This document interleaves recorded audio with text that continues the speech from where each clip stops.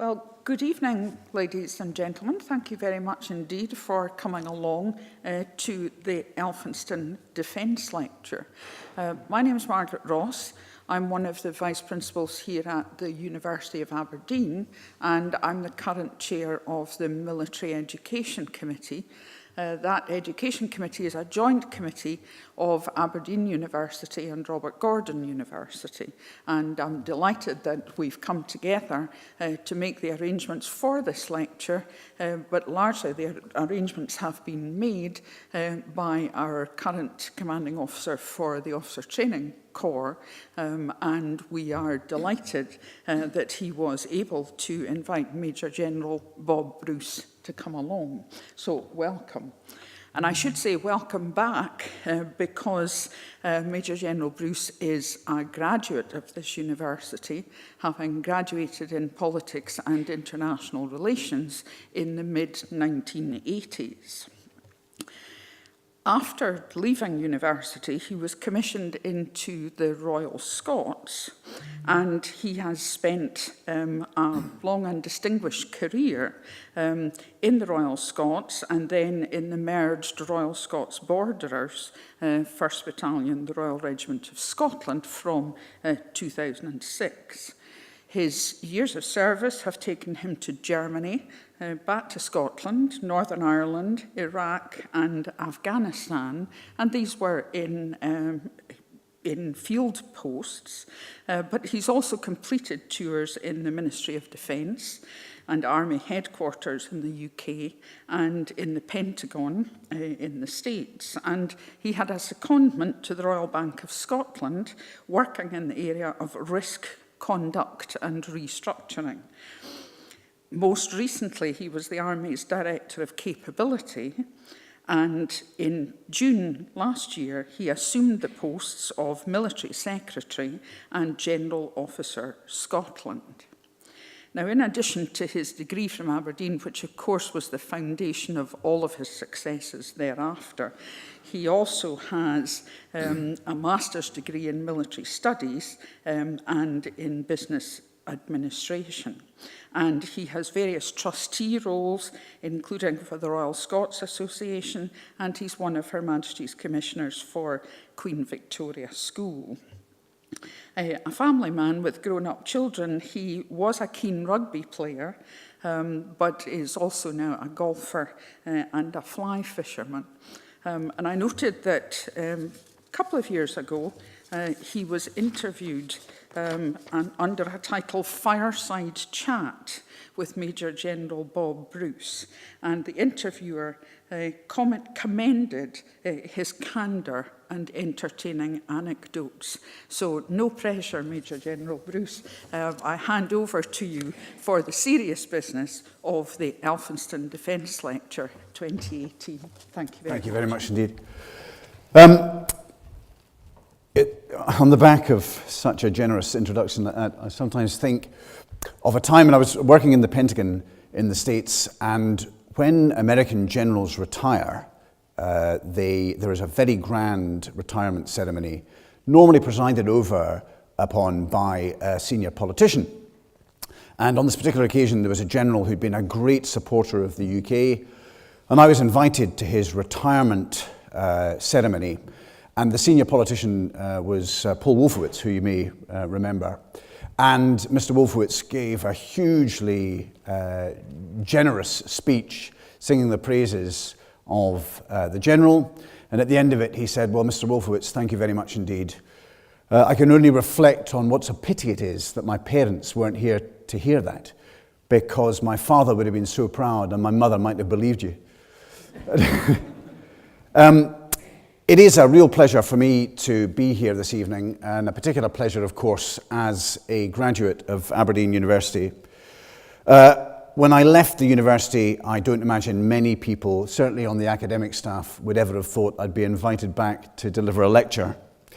I was here from 1982 to 1986, and it was a wonderful time to be in Aberdeen. The city was really buzzing with optimism and energy. The oil boom was in full swing at that stage.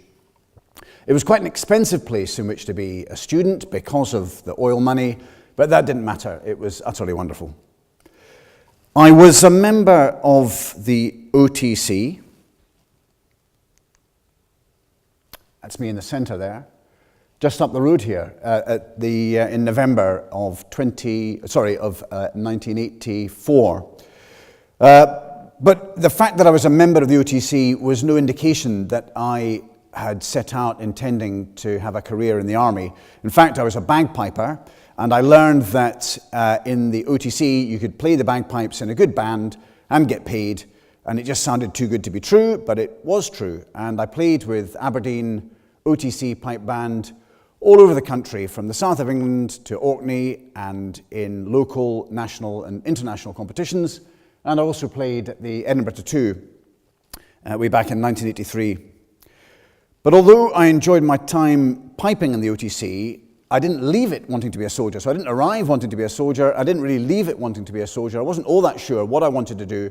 But I graduated in 1986, and that was the year that followed the dreadful famine in Ethiopia that gave rise to Live Aid and Band Aid. And when I was thinking about a job, there were certain things I knew I didn't want to do and certain things I did want to do. I didn't want to work in an office. I did want to work with people out of doors and ideally for the common good. So I applied for voluntary service overseas. But by then they had no need for idealistic arts graduates. What they really needed was doctors and engineers and nurses, and I wasn't any of those, so I didn't get taken on. So I took my aspirations and found that they fitted with the army, and I completed the officer selection process, went to Sandhurst, and ultimately joined the Royal Scots Regiment in what was still then the British Army of the Rhine. And I'm going to begin just by expanding a wee bit on my experience, really as a vehicle for, I hope, giving me some credibility in the presentation that I'm going to offer. I began my career as a platoon commander. That's in charge of 30, in my case, Scottish infantrymen. And it was the closing days of the Cold War. But at that stage, we didn't know it was the closing days of the Cold War. And that's a theme I'm going to return to. I fought in the first Gulf War. That's my vehicle. And it was an interesting reflection there, because I have spent an accumulated 8 years or so deployed on active duty operations. And that deployment was the only one where the concept of victory and defeat, of winners and losers, was remotely relevant. All my other time on operations has been spent on stabilization operations or counterinsurgency operations, and that idea of victors and losers certainly isn't relevant in those types of operations. I worked in Northern Ireland for several years in support of what was then the RUC. And then I had the most fascinating opportunity to work in South Africa just after President Mandela came to power. A small British team was there at the invitation of the President, and our challenge was to help form the new South African National Defence Force. And this new force was to be formed by merging the soldiers of the old South African Defence Force, whose job had been to defend the apartheid state, with the former guerrillas of the ANC and the PAC, whose job had been to bring down the apartheid state. And in my 32-year career, I've built some diverse teams in my time, but nothing quite on that scale. And of course, the single most powerful unifying factor, the energy and focus that allowed a seemingly impossible task ultimately to be achieved, was the personal leadership of President Mandela himself. As we've heard, I've worked in an office environment in the MOD in the UK and in the Pentagon in the States, and then I commanded an infantry battalion of Scottish soldiers, and that included 2 tours to Iraq. That's the photograph on the left-hand side. And then my attention was moved across to Afghanistan, and I did several deployments to Afghanistan, culminating in commanding the British-led multinational task force in Helmand. More recently, I was the deputy commander of the US-led multinational coalition to defeat ISIL in Iraq and Syria. And then some jobs that were perhaps less eye-catching followed, and I took over my current role as General Officer Scotland last summer. So my experience has alternated between leading soldiers on operations and then helping to run the business of defence back in the home base. And despite the obvious privations and occasional dangers that are involved with deployment and operations, I would say that that aspect of my career has far and away been the most rewarding and enjoyable. Leadership, I think, in any context can be demanding, but perhaps in an environment where physical risk dominates over all other types of risk, perhaps leadership is even more demanding. And leadership, as any sage will tell you, can be lonely. It's a wonderful story, almost certainly apocryphal, but told to me in all good faith by a US Navy officer to illustrate the loneliness of leadership. And it concerns a US Navy admiral who is given command of one of these hugely powerful aircraft carrier task groups. And as he took over command, he assembled the ship's company of the carrier on the deck, and he gave them a rousing introductory leadership talk. And he finished on a note of humility by saying, "Team, I want you to realize this isn't my aircraft carrier, this is your aircraft carrier." And a wee voice at the back shouted out, "Great, let's sell it." So not everybody shares the same passion for the job, the same passion for the role, perhaps the same passion for the badge as the leader, but I'd still hold that leadership and operations has been my most rewarding experience. My presentation this evening is entitled Dynamic Security Threats and the British Army. I'm going to begin by illustrating the dynamism that I've mentioned in the title. I'm going to set that in the context of strategic threats, and then I'll talk a little bit about what the British Army is doing about it all. First, let's look at what the Army's for.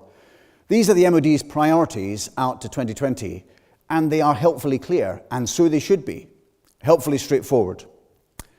And for the Army to play its bit in supporting these priorities, it needs to do three things. It needs to be ready for combat tonight, what the Americans call fight tonight, so anything that we might need to do at next to no notice, but also to be prepared for what might be around the corner, and more on that shortly. It needs to be persistently engaged overseas, and we now have troops persistently engaged overseas, in part to understand more accurately what's going on in areas of strategic interest to the UK, in part to influence, and in part to enhance our national prosperity. And it needs to be positively engaged at home in the UK, and you can see that contributing to national security, helping in the event of local crises. You saw it in action this month with the bad weather, and of course more dramatically in the last couple of weeks with the military support to the police with the nerve agent incident in Salisbury. So what's the context in which we need to sustain these capabilities? And now we start to move into this area of dynamic threats. Threats, I would hope, are rather important because it is, you can come back on me if you wish in questions, generally accepted that security is the primary function of the state. It's the primary function because without effective security, there can be no effective rule of law, and without an effective rule of law, really, it's difficult to see how there can be a state. But defence and security, although it's acknowledged maybe as the primary function of the state, of course it's not the only function of the state. And it is subject routinely to very difficult balance of investment considerations. An analysis of history will indicate that we never really know what's around the corner. In fact, I would suspect that an analysis of decision-making, let's say in the last 50 years, would indicate that those outcomes we most confidently predict are those that turn out to be least likely to emerge. Now, this makes strategic planning, especially in a resource-constrained environment, a real challenge. Because strategic planning is all about prioritization. And ultimately, prioritization is all about what you're not going to do, not what you are going to do. And it led a former head of the US Army, General George Casey, to say that at that sort of level, there are two types of plan, those that might work and those that won't work. Because some people seem to think of time as a progression of events that lead to the present moment and assume that they're not going to change fundamentally thereafter.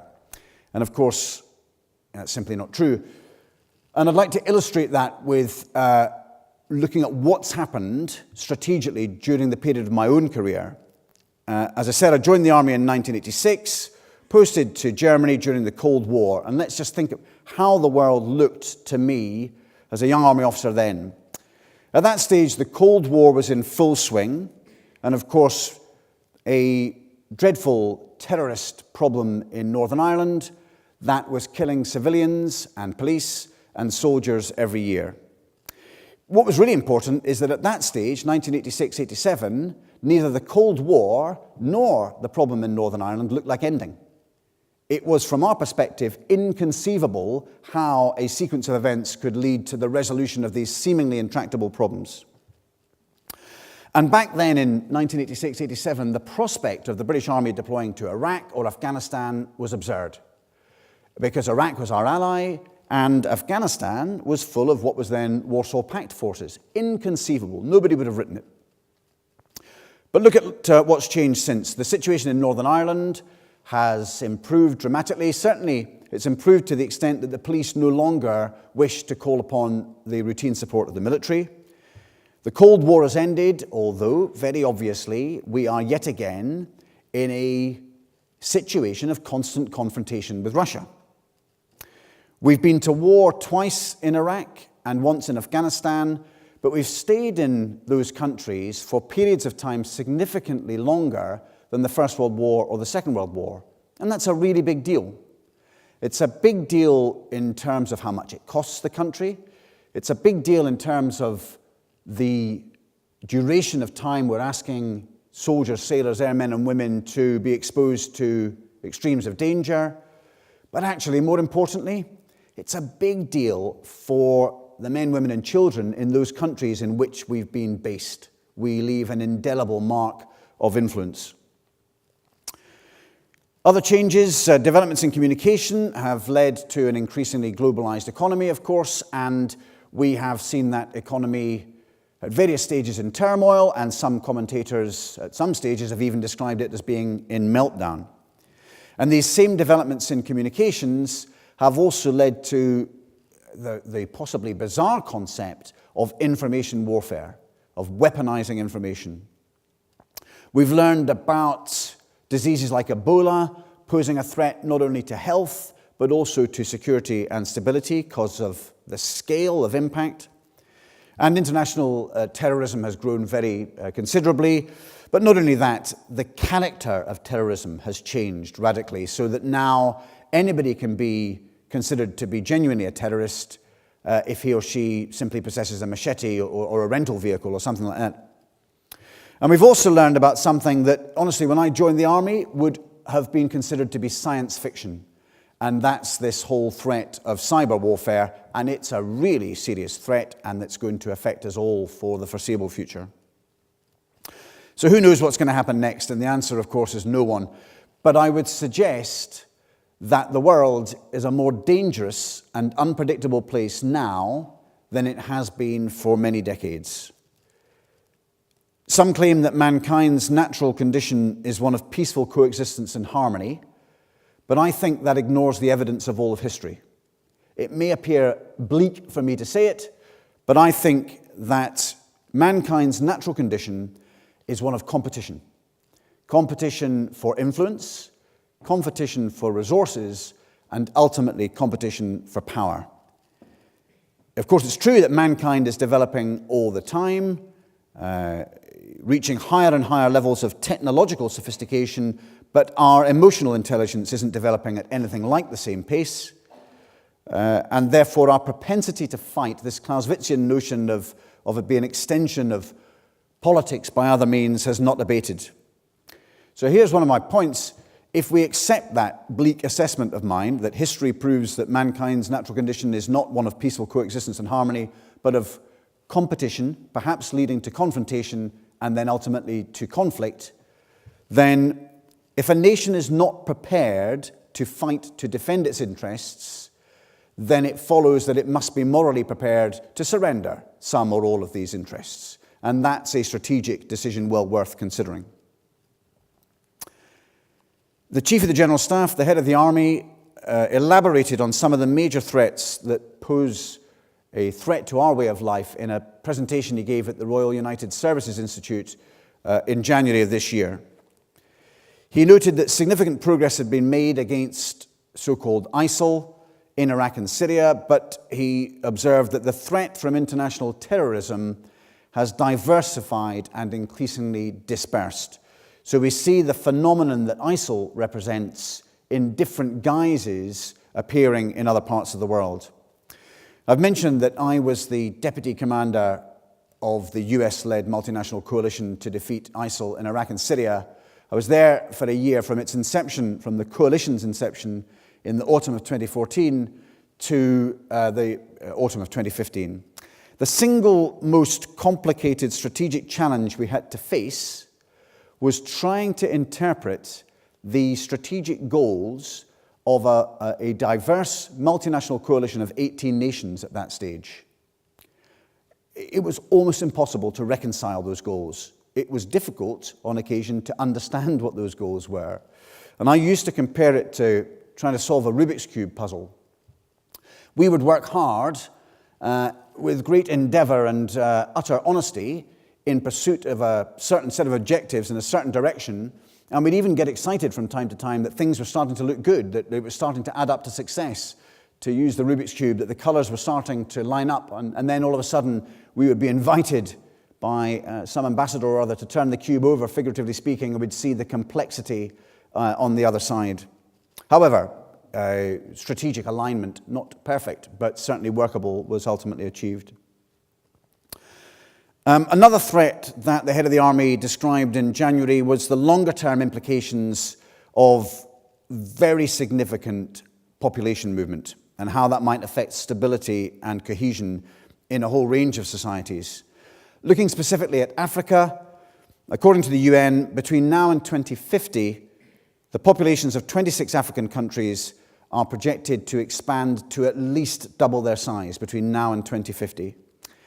And nearly all that growth will be among the 49 countries of sub-Saharan Africa, so some 2 billion people by 2045.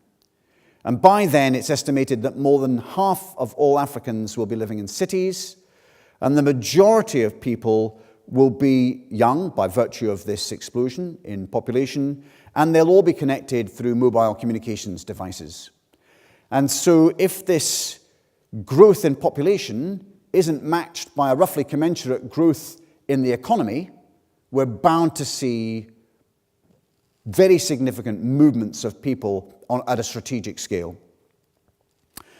So all that said, perhaps the most pressing rising threat that the country needs to attend to at the moment is the threat from states rather than other entities. We now live in a much more competitive, multipolar world, and the complex nature of the global system has created the conditions in which states are able to compete in ways short of what we would have defined as war in the past. And this is a real strategic challenge. It's what the United States Defense Secretary Mattis has described earlier this year as great power competition. Our own Chief of the Defense Staff has gone even further. A few years ago, he described us as operating in an environment of constant competition with some states, and then a year later he said, actually, it looks and feels a bit like constant confrontation with some states. Do we just consider what's going on? Increasing competition in the South China Sea, the potentially grave consequences of North Korea's nuclear program, the turbulence, and there's a euphemism if ever there was one, that we see playing out in Yemen and Syria, and of course Russia, which is perhaps the most complex and capable security challenge we've faced since the Cold War. Worryingly, though, all these states have become masters at exploiting the seams between peace and war, and what constitutes a weapon in this grey area no longer has to go bang. Energy, cash, perhaps used as bribes, corrupt business practices, cyber attacks, assassination, fake news, propaganda, and indeed old-fashioned military intimidation. They're all examples of weapons used to gain an advantage in this era of constant competition. And therefore, the rules-based international architecture that has largely guaranteed our stability and prosperity since 1945 does appear to be under greater threat now than it has been since 1945. And I don't think that these dynamic threats that I've described constitute yet a crisis or even a series of crises, but they undoubtedly constitute a strategic challenge, and that strategic challenge calls for a strategic response. The obvious deduction to draw from all of this is that there's no longer two neat, clear, distinct states, peace and war. And we've now got several forms and a whole lot of grey area in between. And the risk that we run in not defining this clearly, not acknowledging this clearly, and acting accordingly, having acknowledged it, is that rather like a chronic contagious disease, it will creep up on us, and our ability to act when all of a sudden we realize we really do have to act will be significantly constrained. In other words, if we don't acknowledge that we're operating in an era of constant competition, unless we meet the strategic challenge, we must be prepared to be the losers from time to time in that competition or series of competitions. The arch exponent of this is Russia, which has been under the spotlight a great deal, of course, in the UK over the past 2 weeks. Many commentators have variously described Russia as dangerous and revanchist, and I certainly wouldn't disagree with them. Chris Donnelly at the Institute for Statecraft suggests that Russians are creating new strategic conditions. Their current influence and disinformation campaign is a form of system warfare that seeks to delegitimize the political and social system on which our military strength is based.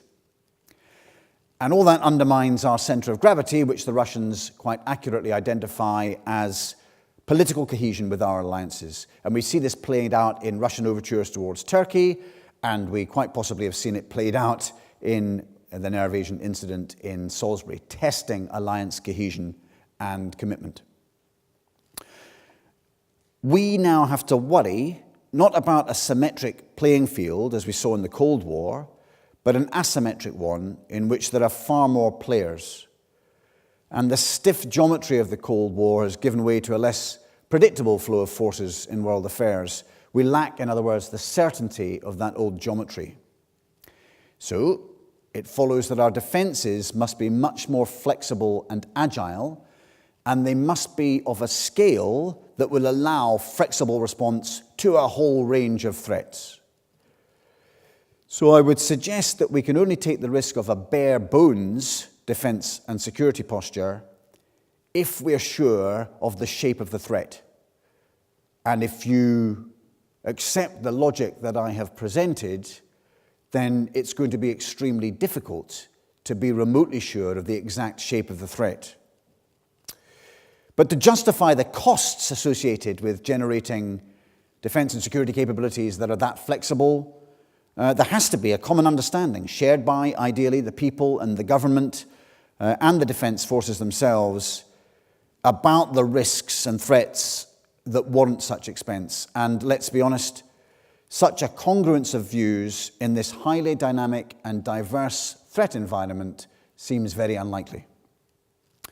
Therefore, we in the military are committed to a methodical process, closing capability gaps and building our strength. This is what we're doing about it. First of all, we recognize that Russia respects strength and people who stand up to them. We recognize that our real strength lies in our allies and our alliances. And as far as defense is concerned, our commitment to NATO is absolutely wholesome and steadfast. Alliance cohesion is vital to us. It's our center of gravity, and everything that the British Army is doing at the moment is international by design, designed to ensure our interoperability with allies.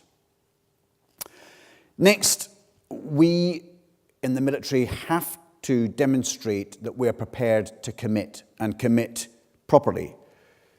Boots on the ground is not a positive term at the moment, but our allies, we take NATO's eastern flank at the moment, they would, I think, view a platoon of infantry as being worth something like a squadron of fast jets when it comes to demonstrating commitment.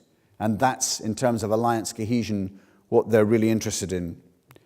And this quote really says it all.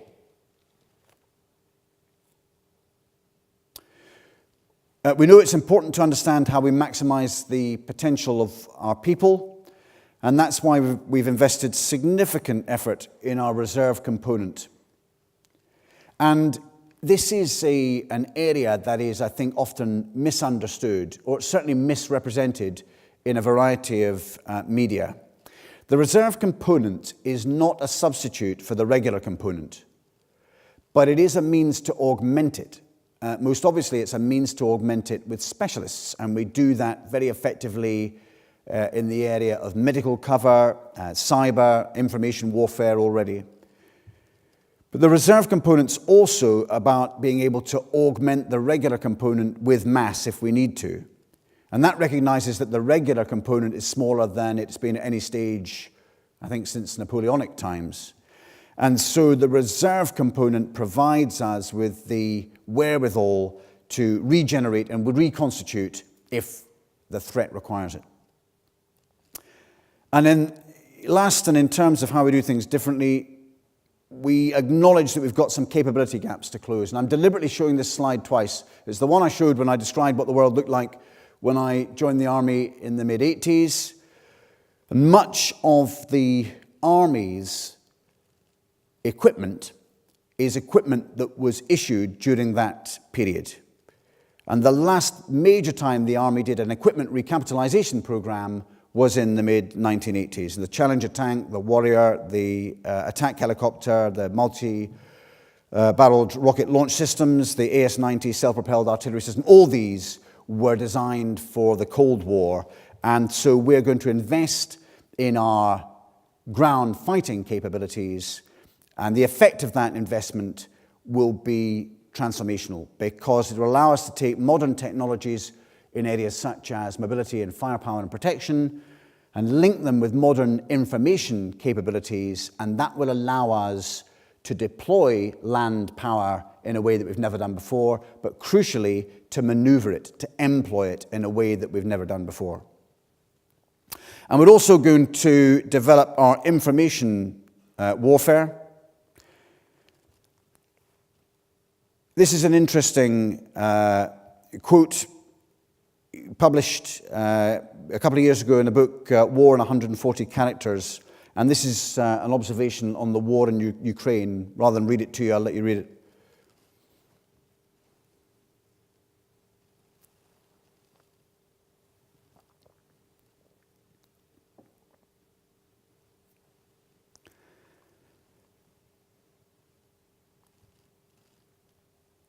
So as far as we're concerned, investing in modern communications links the requirement to interoperate more effectively with allies, but it also links to our ability to compete in the competition of narratives, that if this quote is to be believed, is equally as important as any physical or kinetic activity that might be forthcoming.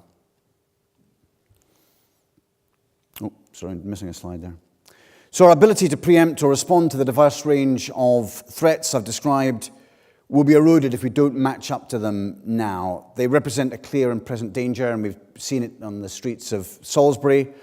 They're not thousands of miles away. The country has strategic choices to make, and the true character of warfare in the 21st century makes those choices even more complex and complicated than they were before. It doesn't have to be like this. I've not deliberately painted a bleak picture, and this dynamic situation of threats might evolve such that the threats reduce. But one thing I think is for sure, we can't sit back and hope that that's going to be the case. Back to this era of constant competition, we have to prepare to meet the complex range of threats in order then to influence events to our peaceful advantage. Finally, I'm just going to say a word or two about what it means very parochially for the Army in Scotland and what things look like from the perspective of the Army in Scotland, moving away from grand strategy completely. The Army in Scotland is fortunate in that we enjoy very high approval ratings. So routinely 95+% of people surveyed in any range of surveys will say that they support the military and what we do. But this tremendous groundswell of support comes at a time when we've never been less well understood. Now, the Army, Navy and Air Force is smaller than it's been in anyone's lifetime, and so fewer people have direct military experience, and fewer people have got friends or family with any direct military experience. And very often, the groundswell of support manifests itself as sympathy. And soldiers, particularly young soldiers, are sometimes cast as victims.